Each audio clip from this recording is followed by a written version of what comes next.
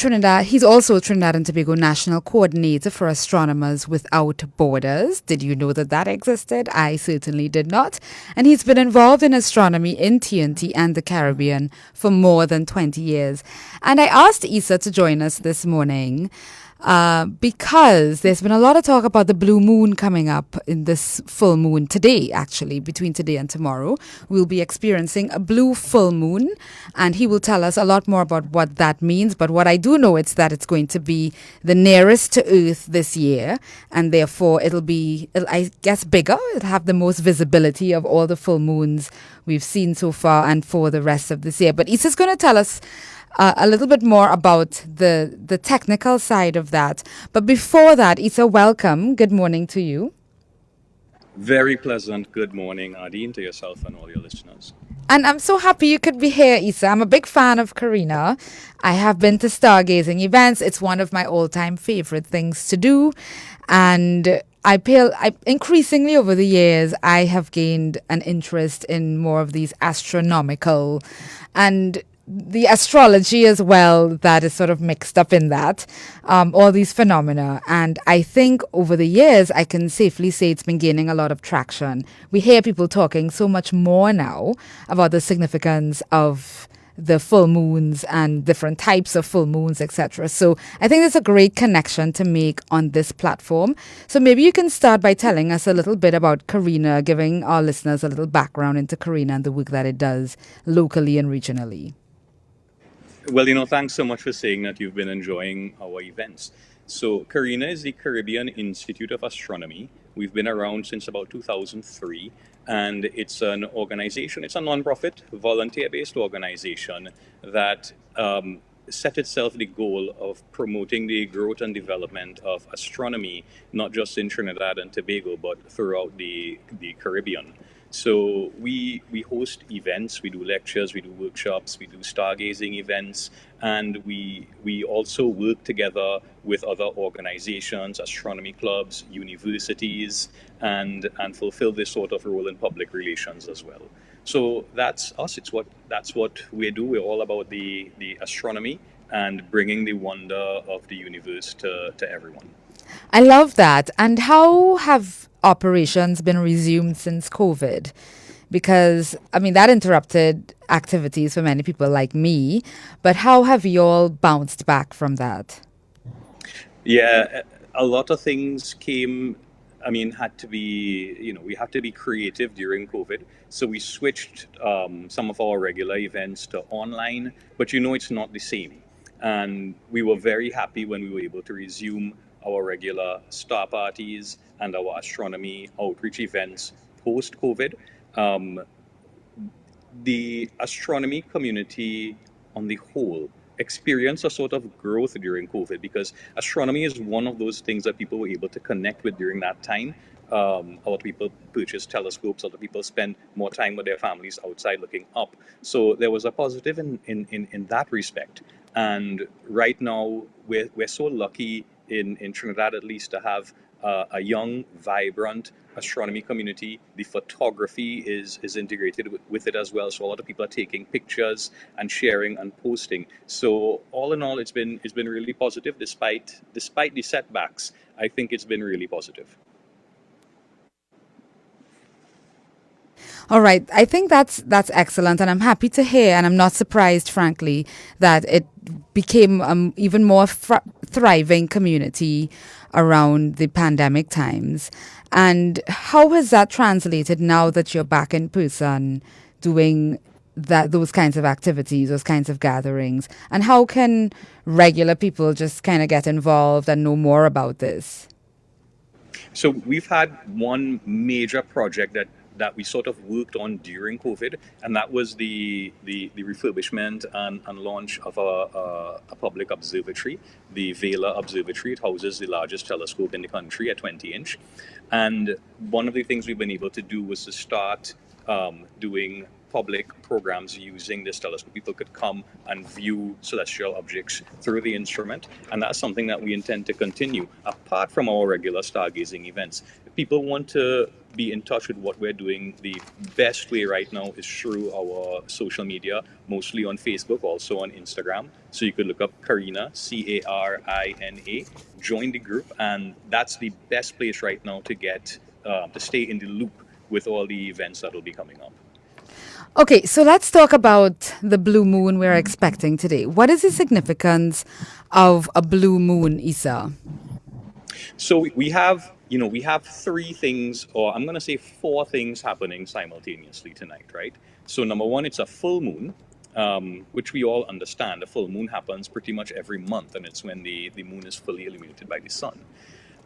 In addition to being a full moon, it's a supermoon. Now, what does a supermoon mean? You see, the moon orbits the Earth. It goes around the Earth, but it's not moving perfectly in a circle. It's moving in an ellipse. And what that means is that at some point in its orbit, it's closer to the Earth, and at some points, it's slightly further away. And a supermoon happens when a full moon coincides with the close approach of the moon in its orbit, what we call perigee, right? So when a full moon happens to occur close to perigee, we call that a supermoon.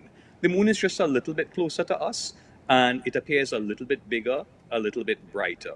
This is not a particularly rare event. About 4 of the 12 full moons in a year typically are what we call supermoons. Now, I have to stress here that supermoon is not an astronomical, really, it's not an astronomical term. It's something that's come into the popular culture, so to speak. But astronomers don't necessarily define a supermoon, right? Um, but typically there are about 4 supermoons per year. And the only effect that we're going to see is that the moon appears a little bit bigger, a little bit brighter than your average moon.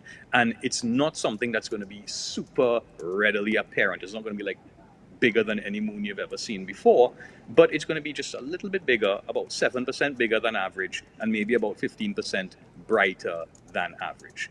Now that's the supermoon. We have this other term now that's coming out tonight called the blue moon. Now, what is a blue moon?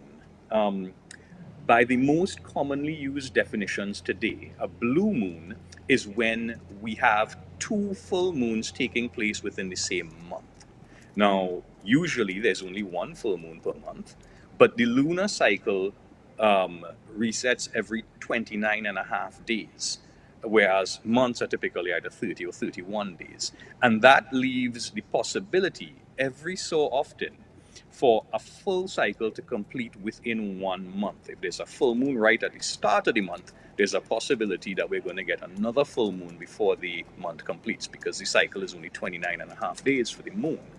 And this happens every 2 to 3 years. So every 2 to 3 years, there's this occurrence of two full moons in one calendar month. And that's what we call a blue moon. So the moon is not actually going to be blue. We have to be very, very clear about that. The moon is not going to be blue. There are some things that could cause the moon to turn blue, like massive volcanic eruptions, but that's extremely rare. And this use of the term blue moon entirely has to do with where the moon falls in our calendar. So again, it's not a strict astronomical definition, but really it's something that's come into the popular culture through the publication of the Old Farmer's Almanac initially, right? Ah, I see. I was wondering why blue, actually. Do you Yeah, have any there's idea about that? why they call it a blue moon. So Yeah, in the why Old choose Farmer's blue as Almanac, Yes, go yeah, ahead. each month has a name for the full moon in the Old Farmer's Almanac. So you had the wolf moon and the harvest moon, etc. So each month has a name associated with the full moon, and this stems from practicality, yeah, because people use, I mean, the movements in the sky are basically our calendar, right? And people use that to when to plant crops, when to harvest crops. So there was a practicality to it. So there were 12 named moons, right? But because the lunar cycle is 29 and a half days, as opposed to a month, which is 30 or 31, there exists the possibility every so often for there to be a year where there are 13 moons instead of 12. And because there were Ah, only 12 names, you had this extra moon. right? And they had to find a name for that extra moon, right? And the name that they chose was a blue moon.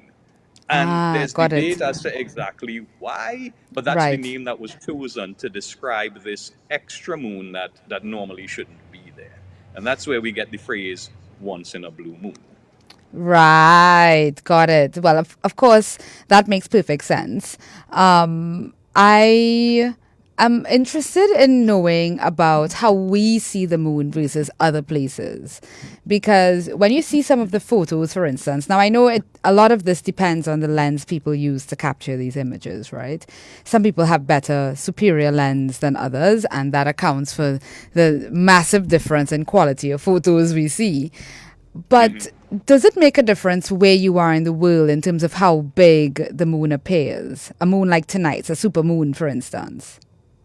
Okay, so I'm gonna answer that question, but before that, let me segue into one little thing I want to get in first about tonight, and that is it's not only a full super blue moon, but there's something else happening tonight that's very interesting as well, and that is the moon will be in conjunction with the planet Saturn, right? Yes, yes. Planet Saturn is at opposition right now, which means it's the brightest it's going to be in the sky.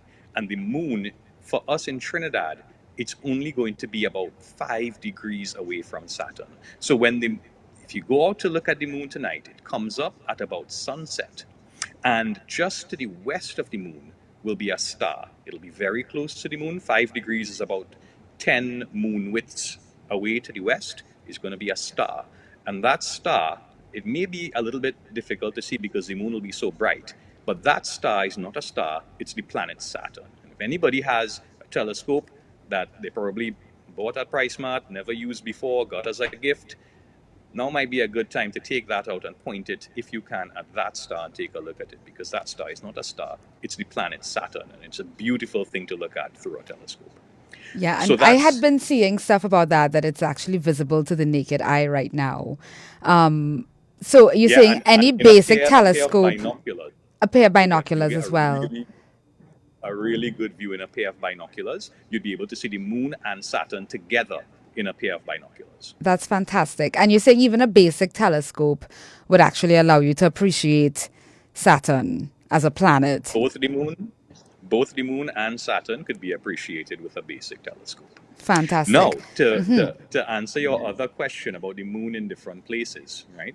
So I've just completed a trip to Chile to visit the major observatories there, and I had a chance to really see what it looks like from the southern hemisphere. So depending on where you are on Earth, the moon could look um, right side up or upside down. And it's very strange. If you're in the northern hemisphere, you always see the moon in the south. And if you're in the southern hemisphere, you always see the moon in the north. But us here in Trinidad, we have a very unique perspective in that the moon will rise almost directly in the east, pass straight overhead, and set almost directly in the west. And that's Right. something that only happens for countries that are close to the equator. The northern hemisphere and southern hemisphere have a very different experience where it's either in the north or it's either in the south. So we have a unique perspective. Does it look bigger or smaller?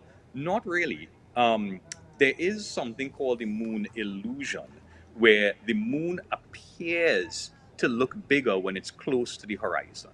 So if you want to see the moon look really big this evening, then go out and look just after 6 o'clock, about 10 past 6. It's going to be rising, maybe about half past 6. If it's clear in the east, you'll get a really good view of the moon coming up, and it's going to look large because it's close to the horizon. This is an optical illusion. If you use a camera and actually photograph the moon, it'll be the same size as if it's directly overhead. But to our eyes, and nobody really understands why, there's debate on this, to our eyes, it looks a lot bigger when it's closer to the horizon. It also looks dimmer. So, right about half past 6 is probably a good time to see that, right? What And I photographing the moon, Yes, go ahead. I was going to ask yeah, about that. Yeah. yeah. I mean, so there are cameras and then there are cameras, right? And the moon is fairly small in the sky, so to get a really good image of it, you need something with a lot of magnification. So a good DSLR camera with a telephoto lens might be able to do it. When you're using that sort of magnification on those lenses, the most difficult thing is keeping the camera steady. Of course, if you have a small telescope and you could get it focused on the moon, you could hold your cell phone up to the eyepiece and get a picture like that. One thing I Right. will caution people is that a lot of cell phones today, the modern phones, a lot of them, you could get a nice picture of the moon, but it's just something to know and understand that some of these cell phones have an algorithm inside that replaces the moon in your photos with pre-taken photos of the moon from elsewhere. So Really? yeah. It's a thing that the cell phone manufacturers do to allow you to get a quote unquote better picture of the moon. It's just something to be aware of. And not all phones do it, right? But it's just something to be aware of. But cell phones today are really good. You may be able to get a decent picture of the moon depending on your cell phone, but a small telescope with a camera held up to a phone held up to the eyepiece will be able to take a good shot. Ideally, more dedicated astro cameras will do an even much better job.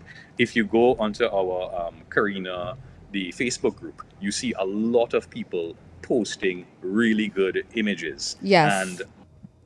you could always just ask a question. Everybody is super happy to share their information about how they do it and the equipment that they use. So, Issa, where will you be taking in the moon from tonight? Oh, from home, most likely. I have a nice rooftop deck.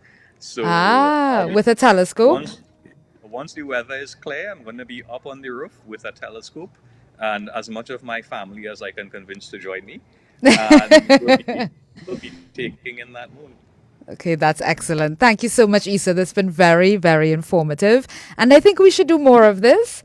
I think as we've both identified, there is an interest in understanding more of these phenomena and how they work and how we can capitalize on them. If looking up is something you enjoy doing, then it helps to have a little more information and the tools even to be able to enjoy it even more. Can you tell us anything about any upcoming events you may have, Issa? Stargazing or otherwise.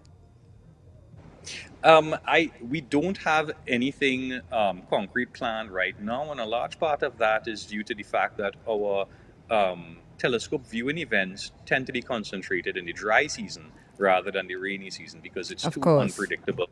It's too unpredictable with the weather to have big observing events during the rainy season. So that's why things are a little slower for us around this time of the year, right? So I don't have anything concrete planned coming up, but like I said on the Facebook group, it's the place to go to keep informed. All right, great. Issa Mohammed, president of Karina. Folks, look out for them on social media for all things astronomy related. And again, it's not just here in Trinidad and Tobago, but throughout the region. And I'm sure you all would agree this kind of education is off the beaten path for the kind of things we tend to talk about on radio, but it's so useful. Why not, is my question. Thanks again, Issa. Have a good one. Thank you so very much, and I'll be glad to come back anytime. Yes, I look forward to that.